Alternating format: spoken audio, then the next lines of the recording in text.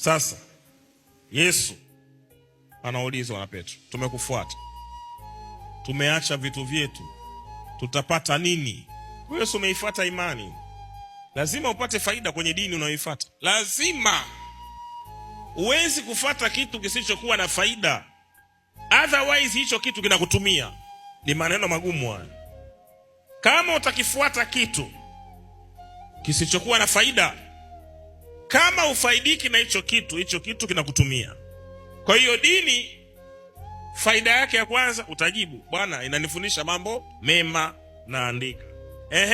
Napofuata dini, kingine nini napata? Kuna ulinzi wa Mungu naopata kwa mambo mabaya. Napata ulinzi wa Mungu kwa mambo mabaya yaliyopo hapa duniani. Unaelewa vizuri? La tatu, ukifuata dini unapata nini? Kuna mambo ambayo siwezi kuyaelewa mimi kama binadamu katika utafutaji wangu wa riski. So napofuata mafundisho ya IPM, kuna mbinu nyingi ninazozijifunza za mafanikio. Okay. Yaani anaona kuna faida kwenye hiyo dini, lakini toa tu ubarikiwe. Toa ubarikiwe. Jichinje. Kopeshe Mungu.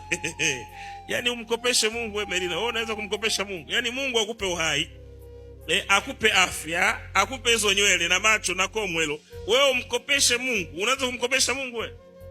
Yaani Mungu anataka nini kwako wewe? Wewe una nini cha kumpa Mungu? Sadaka hii toa, panda mbegu, panda soksi, sadaka ya nabii, sadaka ya kujisogeza madhabahuni kwa Bwana, sadaka ya kuvunja madhabahu, sadaka ya laana, sadaka ya mikosi, sadaka ya kusogea kwa Mungu, sadaka ya kumwomba Petro msamaha, sadaka ya kupanda juu ya msalaba. Sadaka. Ni toa ubarikiwe, toa ubarikiwe. Hasa jamani, watu wanatoa mpaka wanafilisika.